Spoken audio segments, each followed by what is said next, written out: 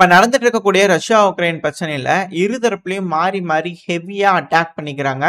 இது ஒரு type of war of attrition. அதாவது சரண்டர் ஆக போறாங்க எதிரி அப்படிங்கிறது தெரியும். அதாவது பேச்சுவார்த்தைக்காக போவாங்க அப்படிங்கிறது எல்லாத்துக்கும் தெரியும். ஸோ அதுக்கு முன்னாடி பேச்சுவார்த்தையில சில வெயிட் வேணும் அப்படிங்கிறதுக்காக இந்த இறுதி நேரங்கள்ல அட்டாக் பண்ணிக்குவாங்க.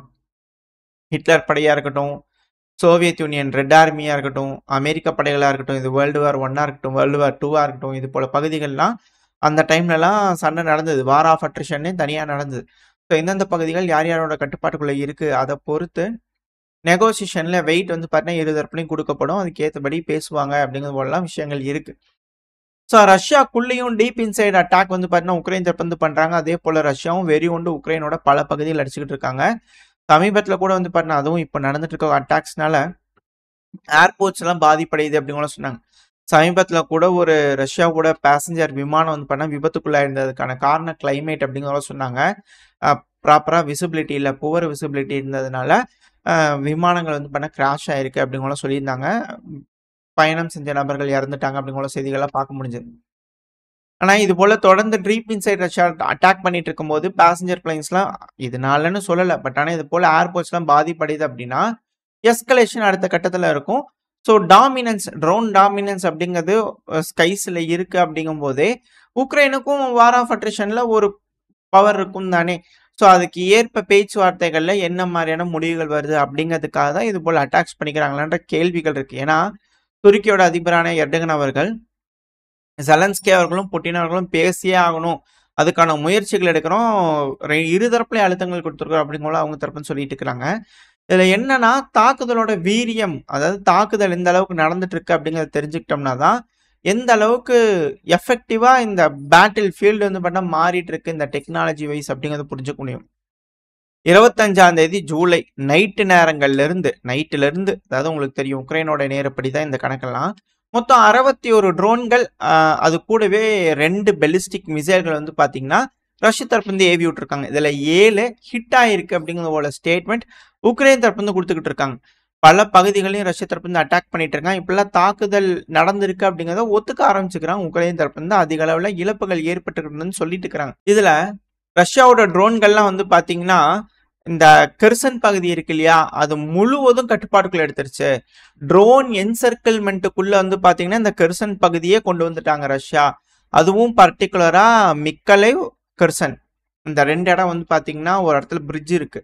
ஏன்னா நடுவில் வந்து பார்த்தா ரிவர் வந்து வந்துகிட்டு இருக்கு. ஸோ அந்த இடத்துல வந்து பிரிட்ஜ் இருக்கும். ஸோ அந்த ஏரியாக்கள் ரோடு எல்லாத்தையும் வந்து பார்த்தீங்கன்னா ரஷ்யா அவங்களோட ட்ரோன்களை பயன்படுத்தி கட்டுப்பாட்டுக்குள்ள எடுத்துட்டாங்க அப்படிங்கிற போல செய்திகள் உக்ரைன் தரப்புந்தே வந்துகிட்டு இருக்கு. உக்ரைனோட மீடியாக்கள் இதை ஹைலைட் பண்றாங்க. ஸோ ரஷ்யாவோட ட்ரோன் டாமினன்ஸ் எந்த அளவுக்கு இருக்கு அப்படிங்கிறது புரிஞ்சுக்க முடியுது. ட்ரோன் டாமினன்ஸ் இந்த சென்ஸ் வெறும் FPV ட்ரோன்களை யூஸ் பண்ணி அட்டாக் பண்றதுக்கு மட்டும் கிடையாது, ரிகானிசான் என்ன நடந்துட்டு இருக்கு, ஏது நடந்துட்டு இருக்குன்ற எல்லா விஷயத்தையும் துல்லியமா பார்த்துக்கிட்டு தெரிஞ்சுக்கிட்டு அதுக்கு ஏற்ப பதில் தாக்குதல், மிக பெரும் தாக்குதல் பண்ணிடுவாங்க. ஸோ அதே போல ஒரு அட்டாக் 24ஆம் தேதி நடந்தது. இது செய்திகள் நீங்க கேட்டிருக்கலாம். பட் இருந்தாலும் இந்த கெர்சன் பகுதியில எந்த அளவுக்கு ட்ரோன் டாமினன்ஸ் இருந்துச்சுன்னா இப்பேற்பட்ட ஒரு சேதத்தை ஏற்படுத்த முடியும். உக்ரைனோட ஆர்ம்டு ஃபோர்ஸோட ஹெட் குவார்ட்டர்ஸ், கெர்சன்ல இருக்கக்கூடிய ஹெட் குவார்ட்டர்ஸை மத்தியானத்துல ரஷ்ய தரப்பு வந்து ஃபேப் குண்டுகளை பயன்படுத்தி ப்ரிசைஸ்டா அடிச்சுக்கிறாங்க. அதுவும் அந்த டைம்ல உக்ரைனோட ஆர்ம்டு ஃபோர்ஸ் ஆஃபீஸர்ஸும் போலீஸ் ரெப்ரசன்டேட்டிவ்ஸும் வந்து பார்த்தீங்கன்னா மிக்கலேவ் ரீஜன், கெர்சன் ரீஜன்ல அங்கே அசம்பிள் ஆகி பேசிட்டு இருந்துக்கிறாங்க அந்த பில்டிங்ல. அதை தெரிஞ்சுக்கிட்டு கன்ஃபார்ம் பண்ணிட்டு அந்த வீடியோ சைடிலோட இருக்கிறத பார்த்தீங்களா தெரியும், ரெட் கலர்ல பாக்ஸ்லாம் பண்ணி காட்டுவாங்க, ஹைலைட் பண்ணி காட்டுவாங்க. ஸோ எக்ஸாக்டா அந்த இடத்துல மீட்டிங் நடந்துட்டு இருக்கும்போது துல்லியமான ஒரு தாக்குதல், மிக பெரும் அளவில் இழப்புகள் ஏற்படுது அப்படிங்கிற சொல்லிக்கிறாங்க. இதுதான் இந்த கெர்சன்ல அந்த ட்ரோன் என்சர்க்கிள்மெண்ட் அப்படிங்கிற உக்ரைன் தப்புன்னு சொல்றாங்க இல்லையா, ஸோ அதுதான் இது. ஸோ ட்ரோன்களோட டாமினன்ஸ் எந்த அளவுக்கு இருக்கோ அந்த அளவுக்கு இழப்புகள், துல்லியத்தன்மை கரெக்டான நேரத்தில் பண்ண முடியும். ஸோ அதுதான் இதில் இருக்கக்கூடிய விஷயம். இந்த கெர்சன் பகுதி மட்டும் கிடையாது, அடுத்த சுமிலேயே அட்மினிஸ்ட்ரேட்டிவ் பில்டிங்ஸ் மேலாம் தொடர்ந்து அட்டாக் பண்ணிட்டு இருக்காங்க. அதுவும் தெரிஞ்சுக்கிட்டா அங்கே மீட்டிங் நடக்குதா, ஆளுங்க இருக்காங்களா, இந்த தீவிரவாத கும்பல் தான் இருக்கா. அதாவது ரஷ்யாவை பொறுத்த வரைக்கும் உள்நாட்டில் தீவிரவாத தாக்குதல் பண்ணிட்டாங்க. ஏன்னா ரஷ்யாவை பொறுத்த வரைக்கும் அங்கே ஏர்போர்ட்டுகள்லாம் ட்ரோன் தாக்குதல் நடக்கும்போது அது தீவிரவாதிகள் அப்படின்னு தானே அவங்க கணக்கு எடுத்துப்பாங்க. ஏன்னா போர்னு சொல்லி வந்து போரில் சண்டை பிடிச்சிட்டு இருந்தாங்கன்னா அது வேற. இது போல உள்ள வந்து உள்ள இருக்கிறவங்கள ஹையர் பண்ணி இது போல ஒரு தாக்குதல் பண்றாங்க அப்படிங்கும்போது அது தீவிரவாத தாக்குதலாக தானே வரும். ரஷ்யாவை பொறுத்த வரைக்கும், உக்ரைனை பொறுத்த வரைக்கும் வீர தீர சாகசங்களா இருக்கும். எது எப்படியோ. ஸோ இது போல செய்யறதுனால அட்மினிஸ்ட்ரேட்டிவ் பில்டிங்ஸை குறி வச்சு அடிச்சுக்கிட்டு இருக்காங்க ரஷ்யா அப்படிங்கிற பார்த்தோம் இல்லையா. இதில் சும்மியும் அட்டாக் பண்ண ஆரம்பிச்சிட்டாங்க. அடுத்தது கர்கிவ். கர்கிவ்ல பயங்கரமான அடி போட்டு பொழந்து எடுத்துக்கிட்டு இருக்காங்க. கர்கிவை சுத்தி வளைக்கக்கூடிய நேரங்களுக்கு வந்தாச்சு. கர்கிவ் பகுதி விழுந்தாலும் ஆச்சரியப்படுறதுக்குல. குப்பியான்ஸ்க் பகுதியில் முன்னேற்றம், கர்கிவ்ல புதுசா முன்னேறிட்டு வந்துட்டு இருக்காங்கன்னு பல செய்திகள் வந்துகிட்டு இருக்கு. இதெல்லாம் மேப் வீடியோ பார்க்கும்போது பார்க்கலாம். ஆனா கர்கிவ் வந்து பாத்தீங்கன்னா வீக்காக ஆரம்பிச்சிருச்சு. இப்படி இருக்கும் சமயத்துல ஸ்டார்லிங்க் வந்து பாத்தீங்கன்னா சேட்டலைட் இன்டர்நெட் கனெக்ஷன் நெட்வொர்க் இப்ப ரிசீவ் பண்ணிட்டாங்க. பட் ஆனா இதை நம்பித்தான் ராணுவமே இருக்கு. உக்ரைனோட ராணுவத்தோட தகவல் தொழில்நுட்ப தொடர்பே வந்து பாத்தீங்கன்னா இதை நம்பித்தான் இருக்கு. ஸ்டார்லிங்க் நம்பிதான் இருக்கு. 2.5 மணி நேரத்துக்கிட்ட வந்து பாத்தீங்கன்னா கனெக்ஷன் இல்லாம ஸ்தம்பிச்சு போயிருக்கு உக்ரைனோட ராணுவமே. ஸோ ராணுவத்துக்கு கம்யூனிகேஷன் இல்லைன்னா என்ன நடக்குது ஏது நடக்குன்ற எந்த ஒரு விஷயமும் தெரியாது. இதனால ஸ்டெபிலிட்டியே இல்லை. உக்ரைனே ஆட்டங்கன்றுச்சு அப்படிங்கிறது போல சொல்லப்பட்டு வருது. காம்பேட் ஜோன்ஸ்ல கூட பதட்டமான சூழ்நிலைகள் இருந்திருக்கு. ஏன்னா ட்ரோன் யூஸ் பண்ணணும்னு நினைச்சாங்கன்னா பண்ண முடியாது. என்ன நடக்குதுன்றத பின்னாடி இருக்கக்கூடிய நபர்களுக்கு அப்டேட்டும் பண்ண முடியாது. இதை கரெக்டா பயன்படுத்திக்கிற ரஷ்யா இது வரைக்கும் இந்த 3 வருஷத்துல இப்போ இது வரைக்கும் இந்த கிரமனாய்ஸ்கி ஃபாரஸ்ட் ஏரியா அப்படிங்கிறது போல ஒரு ஏரியா இருக்கு. நம்ம தொடர்ந்து பார்ப்போம். அடிக்கடி இங்க காட்டு தீ வேற வரும். ஒரு தடவை ரஷ்யா முன்னேறுவாங்க, ஒரு தடவை உக்ரைன் முன்னேறுவாங்க. ரொம்ப வெல் டிஃபெண்டடான ஒரு பகுதி, அடர்ந்த காடு அப்படிங்கிறத சொல்லலாம். லுகான்ஸ்க் டொனஸ்க்ல இருக்கக்கூடிய ஒரு ஜங்ஷன்னே வச்சுக்கலாம். இது மிக பெரும் பிரேக் த்ரூ. இதை பிடிச்சிட்டாங்க அப்படின்னா சோழி முடிஞ்சிச்சு அப்படிங்கிறது போல அர்த்தம். ஏன்னா லிமன்லாம் அதிக அளவில் கட்டுப்பாட்டுக்குள்ள வச்சுக்கிறதுக்கு வாய்ப்புகள் இருக்கு. ஸோ இந்த இடத்துல ஒரு அஃபென்சிவ் ஆப்ரேஷன் ரஷ்யா தரப்புலேருந்து எடுத்துருக்காங்க. ஸோ ஃப்ரண்ட் லைன் இப்போ அங்கேயும் மூவ் ஆக ஆரம்பிச்சிருச்சு.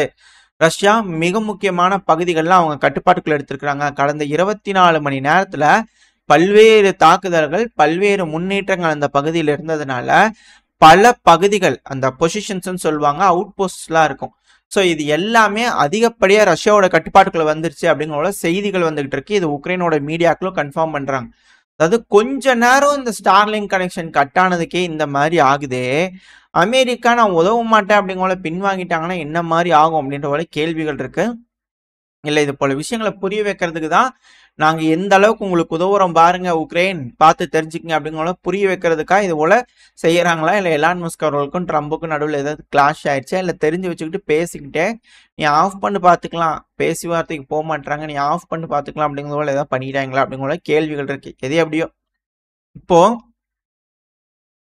அந்த கிரெமனாஸ்கி ஃபாரஸ்ட் மட்டும் கிடையாது, தொடர்ந்து இந்த சுவஸ்கி டொனஸ்க்லாம் தாண்டி வந்து பார்த்தீங்கன்னா நார்த் வெஸ்ட் பகுதியில், அதாவது வட மேற்கு பகுதிகளில் வந்து பார்த்தீங்கன்னா கிரிகோரோவ்கா அப்படின்னு ஒரு வில்லேஜ் இருக்கு. இப்போ அது எல்லாமே ரஷ்யா அவங்க கட்டுப்பாட்டுக்குள்ள எடுத்துட்டாங்க அப்படிங்கிற செய்திகள் வந்துட்டு இருக்கு. ஸோ களத்தை பொறுத்த வரைக்கும் வந்து பார்த்தீங்கன்னா ஆக்டிவா ரஷ்யா தரப்புலேருந்து முன்னேறிக்கிட்டு தான் இருக்கிறாங்க அப்படிங்கிற மாற்றம் இல்லை. இப்போ கூட அதே போல உக்ரைன் வந்து பார்த்தீங்கன்னா ரஷ்யாவில் அட்டாக் பண்ணிக்கிறாங்க. இந்த அசோவ் பிளான்ட்லாம் வந்து பார்த்தா அட்டாக் பண்ணிக்கிறாங்க அப்படிங்கிற போல செய்திகள்லாம் இருக்கு. வெயிட் பண்ணி பார்ப்போம் என்ன நடக்க போகுதுன்னு சொல்லிட்டு. ஓரளவுக்கான தகவல்கள் இந்த பையில பார்த்துருப்போம்னு நினைக்கிறேன். இதோட இந்த பையன் நான் முடிச்சுக்கலாம். இந்த பதிவு எப்படின்னு உங்களுக்கு பிடிச்சிருக்கா? பிடிச்சுன்னா லைக் பண்ணிட்டு உங்க ஃப்ரெண்ட்ஸ் நம்மளோட ஷேர் பண்ணிக்கோங்க. அது கூட மறக்காம இந்த பதிவு பற்றி உங்களோட கருத்துக்களை கமெண்ட் செக்ஷன்ல சொல்லுங்க. இந்த பதிவு நல்லா இருக்கும் நம்பிக்கையில் அடுத்த பையன் உங்களை சந்திக்கிறேன். Very stay safe. பாய்.